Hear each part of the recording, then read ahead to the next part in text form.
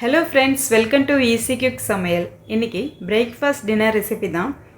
நம்ம வீட்டில் இட்லி மாவு தோசை மாவு இல்லாத டைமில் குயிக்காக யோசிச்சு டக்குன்னு பண்ணிக்கலாம். ரொம்ப டேஸ்டியாக இருக்கும், ஹெல்த்தியும் கூட. வாங்க இது எப்படி பண்ணுறதுன்னு பார்க்கலாம். இதுக்கு ஒரு பவுலில் 1 கப் ரவை எடுத்திருக்கேன். இது சேர்த்து இதே அளவில் நம்ம தயிர் எடுத்துக்கலாம்.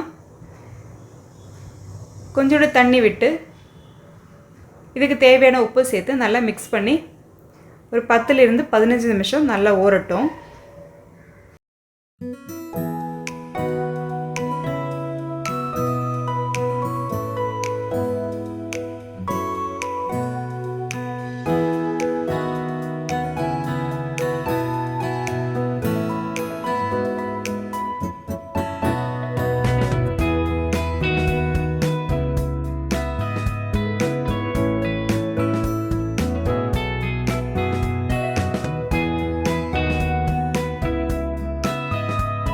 மாவு நல்லா ஊறிடுச்சு.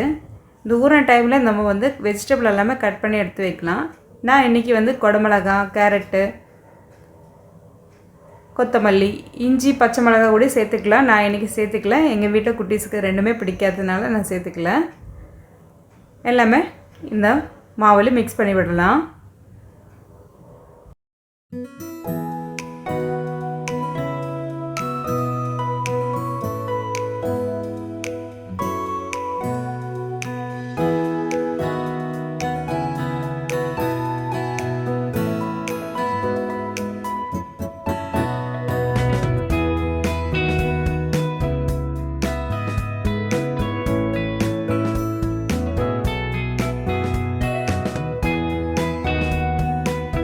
இப்போ இதில் 1 ஸ்பூன் அளவுக்கு பேக்கிங் சோடா சேர்த்துருக்கேன்.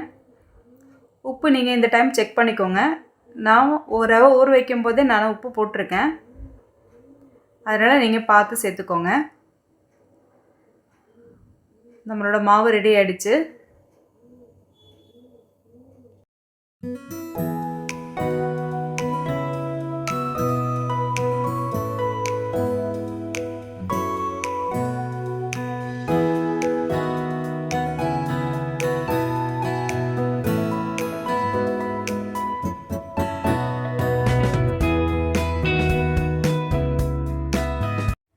இப்போ அடுப்பில் இட்லி பாத்திரத்தில் தண்ணி கொஞ்சோண்டு ஊற்றி வச்சு சுட வைக்கலாம்.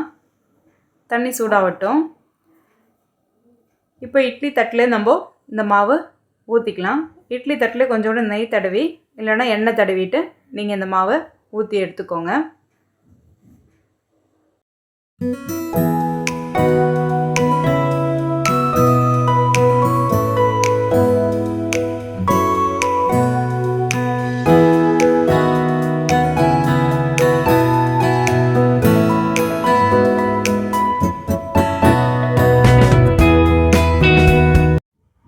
நான் இதில் காரத்துக்காக பச்சை மிளகாய் சேர்க்காததுனால மேலே கொஞ்சோண்டு மிளகாய் பொடி தூவி விட்டுறேன். 8லிருந்து 10 நிமிஷம் டைம் எடுக்கும், நல்லா வேகட்டும். இட்லி இப்போ நல்லா வெந்திருக்கு, நல்லா சாஃப்டாக குக் ஆகிருக்கு. இது கூட வச்சு சாப்பிட்றதுக்கு நம்ம சாம்பாரோ சட்னியோ இருந்தால் போதும். டேஸ்ட் அல்டிமேட்டாக இருக்கும். நீங்கள் எல்லோரும் ஒரு வாட்டி ட்ரை பண்ணி பார்த்து எப்படி இருக்குன்னு சொல்லுங்கள். உங்களுக்கு இந்த மாதிரி வீடியோ பிடிச்சிருந்தா லைக் பண்ணுங்கள், சப்ஸ்கிரைப் பண்ணுங்கள், ஃப்ரெண்ட்ஸ் அண்ட் ஃபேமிலிக்கு ஷேர் பண்ணுங்கள். என்ஜாய் பண்ணி சாப்பிடுங்க, ஆரோக்கியமாக இருங்க. தேங்க்ஸ் ஃபார் வாட்சிங்.